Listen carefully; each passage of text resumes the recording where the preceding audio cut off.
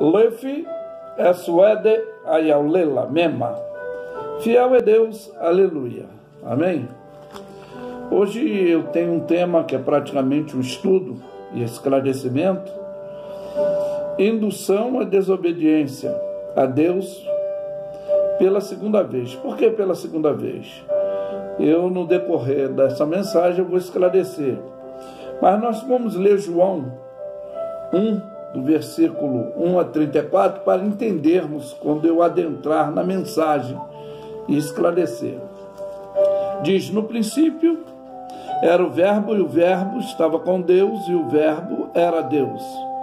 Ele estava no princípio com Deus, todas as coisas foram feitas por ele, sem ele nada do que foi feito se fez. Nele estava a vida, e a vida era a luz dos homens. E a luz resplandece nas trevas, e as trevas não compreendem. Houve um homem enviado de Deus, cujo nome era João. Este veio para testemunho, para testificar da luz, para que todos os que nele e por ele crescem. Não era ele a luz, mas veio para que testificasse da luz. E aí está a luz verdadeira, que alumia todos os homens, que veio ao mundo, e está no mundo, e o mundo foi feito por ele, e o mundo não conheceu. Veio para que eram os seus, e os seus não receberam, mas todo quanto recebeu, deu-lhes o poder, deu-lhes o direito de serem filhos de Deus, a saber, aos que creem no seu nome, os quais não nasceram do sangue, nem da vontade da carne, nem da vontade do varão, mas de Deus. E o Verbo se fez carne e habitou entre nós, e vimos a sua glória, como a glória do unigênito do Pai, cheio da graça e da verdade. E João testificava dele, clamou dizendo: este é aquele a quem eu dizia que vem depois de mim e antes de mim, porque foi primeiro do que eu. E todos nós recebemos também da sua plenitude, com a sua graça sobre graça. Porque a lei foi dada a Moisés, a graça e a verdade vieram por Jesus Cristo. Deus nunca foi visto por alguém. O Filho unigênito, que está no seio do Pai, este se fez conhecer. Esse é o testemunho de João, quando os judeus mandaram a Jerusalém sacerdotes e levitas para que lhes perguntasse: quem és tu?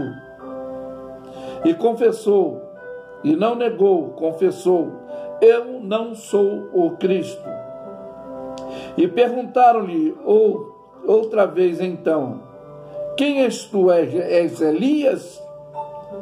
E disse: não sou. És tu profeta? E respondeu: não.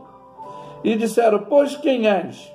Para que daremos resposta àquele a quem nos enviaste, para que dizemos de ti? E disse: eu sou a voz do que clama no deserto. Endireitai o caminho do Senhor, como diz o profeta Isaías. E os que tinham saído enviado eram dos fariseus. E perguntaram-lhe, dizendo: por que batiza? Pois tu não és o Cristo, nem Elias, nem profeta. João respondeu-lhe, dizendo: eu sou. Batizo com água, mas no meio de vós está um que vós não conheceis, esse, aquele que vem após mim, que foi antes de mim, o qual não sou digno de desatar as correias das suas sandálias. Essas coisas aconteceram em Betânia, do outro lado do Jordão, aonde João batizava. E no dia seguinte viu Jesus que vinha a ele, disse: eis aí o Cordeiro de Deus que tira o pecado do mundo. Este é aquele do qual eu disse: após mim vem um homem que foi antes de mim, porque já era primeiro do que eu. E eu não conhecia, mas para que ele fosse manifesto a Israel. vim eu, por isso, batizar com água. E João testificou, dizendo: eu vi o Espírito descer como uma pomba e repousar sobre ele.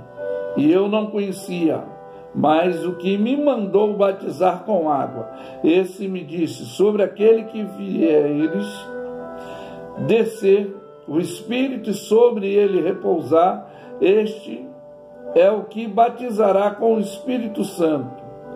E eu vi e tenho testificado, este é o Filho de Deus. Então, para você entender agora, nós vamos ler no livro de Marcos, tá? Livro de Marcos, aqui você vai ter uma compreensão, tá? O versículo 9 em diante, aqui até o 13, e diz assim: aconteceu que naquele dia, que Jesus, tendo ido a Nazaré da Galiléia, foi batizado por João no Rio Jordão, e logo saiu da água e viu o céu aberto e o Espírito que como uma pomba descia sobre ele. E viu uma voz do céu que dizia: tu és o meu Filho amado, em quem eu me comprazo, tenho prazer. E logo o Espírito o impeliu para o deserto, o levou, o transportou, e ali estava no deserto 40 dias, tá? Tentado por Satanás, e vivia entre as feras, e os anjos o serviam. Bom, agora vamos ter um maior entendimento desse esclarecimento do que eu quero agora trazer a explicação. Capítulo 4 do Evangelho de São Mateus diz: então foi conduzido Jesus pelo Espírito ao deserto, para ser tentado pelo diabo, e tendo jejuado 40 dias e 40 noites, depois teve fome. E chegando-se a ele, o tentador disse: se tu és o Filho de Deus, manda que com essas pedras se tornem pães. Porque ele respondeu e disse: está escrito, nem só de pão viverá o homem, mas de toda palavra que sai da boca de Deus. Então o diabo o transportou à cidade santa e colocou sobre o pináculo do templo. E disse: se tu és o Filho de Deus, lança-te daqui lá embaixo, porque está escrito: aos teus anjos dará ordem a teu respeito. Tornar-te-ão nas mãos para que não tropece em pedras alguma. E disse-lhe Jesus: também está escrito: não tentarás o Senhor teu Deus. Novamente o transportou o diabo a um monte muito alto, e mostrou-lhe todos os reinos do mundo e a glória deles, e disse: tudo isso lhe darei, se prostrado me adorares. Então disse Jesus: vai-te, Satanás, porque está escrito: ao Senhor teu Deus adorarás, só a ele servirás. Então o diabo o deixou, e eis que chegaram os anjos e o serviram. Bom, vamos começar a dar esses detalhes para que tenhamos a maior compreensão, né? O primeiro confronto, né, que teve: se tu és o Filho de Deus, e ele declara, e ele ordena, né? Ele agora ordena, Jesus não obedece. Por que não obedece? Vamos ver aqui Deuteronômio 8:3. A palavra de Deus é bem explícita e nos dá essa informação. Por que de tudo isso? Jesus seguiu esse protocolo, o que foi dado no ensinamento aos filhos de Israel. Mas eu vou ler o texto com o texto para você compreender melhor. Todos os mandamentos que hoje vos ordeno, guardareis para fazer, para que vivas, e vos multipliquei entre o que possuais a terra que o Senhor jurou vossos pais. E te lembrará de todos os caminhos pelo qual o teu Deus te guiou no deserto, este 40 anos, para te humilhar, para tentar, para saber que estar no teu coração e guardarias os seus mandamentos, ou não, e te humilhou e te deixou ter fome, sustentou com o maná.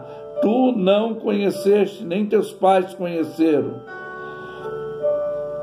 para dar a entender que o homem não viverá só de pão, mas de tudo quanto sai da boca do Senhor viverá o homem. Nunca envelheceu as tuas vestes sobre ti e inchou os teus pés nestes 40 anos. Confessa, pois, no teu coração, como um homem castiga o seu filho, assim te castiga o Senhor teu Deus. Guarda os seus mandamentos, o Senhor teu Deus, para temeres e andares nos seus caminhos. Então aí nós vemos Jesus dando a resposta do que foi dado aos filhos de Israel, mas todo o contexto ele está explicando isso, que não pereceram durante os 40 anos. O segundo ponto, por que de transportar a cidade santa? Vamos entender o que diz Isaías. Aqui está no Isaías 48:2, vai dizer: até a cidade tomaram o nome e se firmaram sobre Deus de Israel, o Senhor dos Exércitos é o seu nome.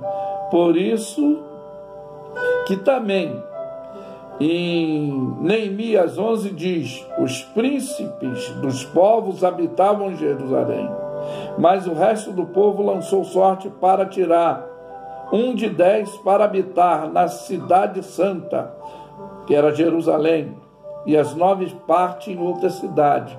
Então, um dos pontos dele levar até a cidade santa, até para mostrar os reinos do mundo, foi porque isso aí já era plágio, isso aí já era uma situação de que os príncipes, as autoridades, aqueles poderosos moravam em Jerusalém. Mas presta atenção, voltou a tentar e chegou para o erro, com a mesma indutória: se tu és o Filho de Deus, pula-te daí lá embaixo, né? Então nós vemos que ele cita o Salmo 91, que fala a respeito de Jesus. No Salmo 91, ele cita aqui, ele é manipulador. Aqui ele diz, vamos pegar aqui do versículo 9: porque tu, ó Senhor, é o meu refúgio, o Altíssimo é a tua habitação, nenhum mal te sucederá, nem praga alguma chegará à tua tenda.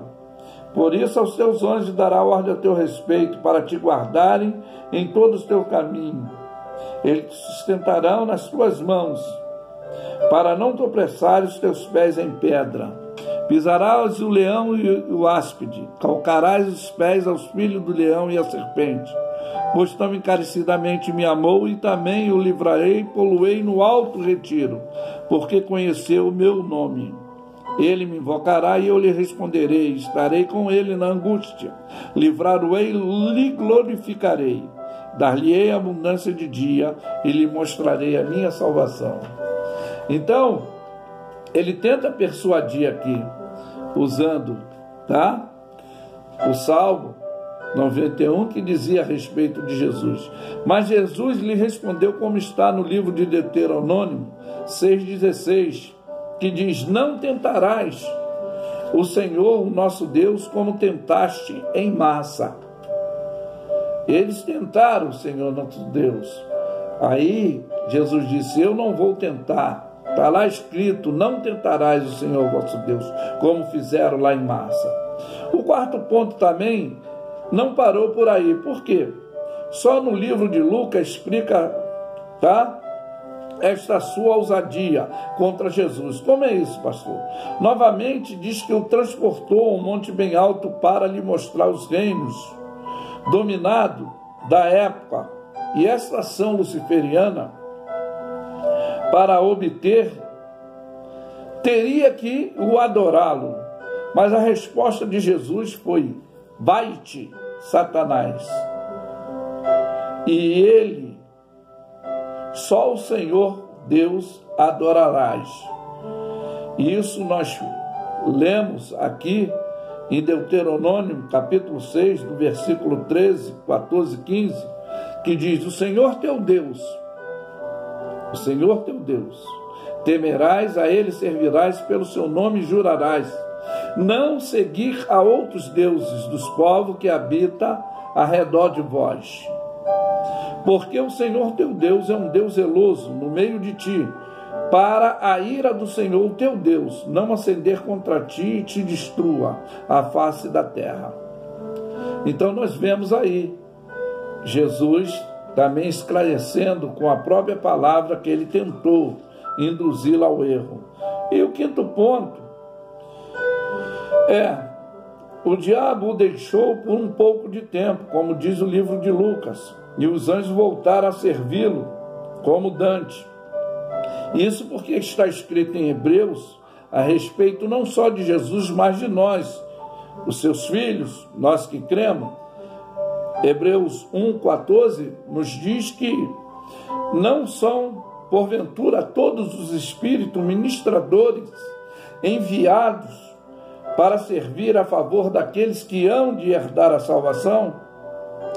Aí agora eu vou esclarecer, para nós finalizarmos, 2 pontos cognitivos, que são, muitos não entendem, esse transportou. Como é que pode ele transportar Jesus?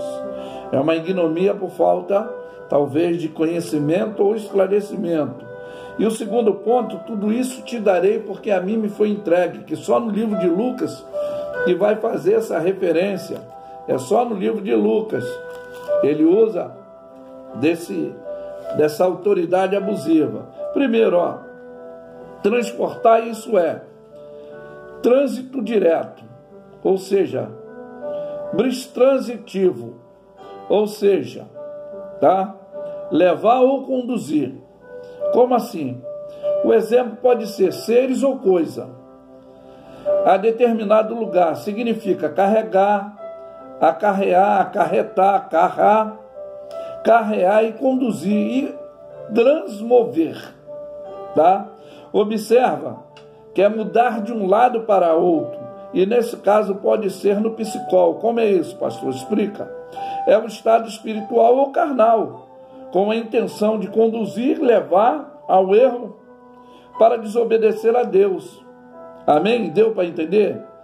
Por que eu disse isso? Agora nós vamos entender o que está bem esclarecido aqui, também no livro de Lucas, que vai dizer dessa mesma situação, que ele diz aqui: e o diabo, versículo 5 e 6, e o diabo levou a um alto monte e mostrou-lhe, num momento de tempo, todos os reinos do mundo, e disse o diabo: dar-te-ei tudo isso, poder e a sua glória, porque a mim me foi entregue, e dou a quem eu quero. Porquanto, se tu me adorares, tudo será teu. Olha bem, ele leva e mostra e declara que tudo lhe daria, que lhe foi entregue, que ele teria que o adorar. Se ele quisesse receber, ele daria poder a quem ele quisesse. Aí, incógnita: quem foi que entregou isso? Foi Deus? É lógico que não. Aí eu vou te esclarecer para você entender. A desobediência de Adão, que nos deixou reféns até o dia de hoje. Mas, para finalizarmos e você compreender melhor, só Jesus pode nos ajudar, nos livrar e nos salvar. Foi por isso que ele passou o primeiro processo, que ele deveria ser tentado, continuou sendo perseguido e concluiu tudo isso lá na cruz do Calvário. Mas que Deus possa te abençoar com esse esclarecimento de todo esse protocolo e procedimento que Jesus teve que seguir em prol de nós. Que Deus os abençoe. Eu afirmo que Lefe é suede, ayaulela, mema. Fiel é Deus. Aleluia. Amém? Tenham todos um bom dia.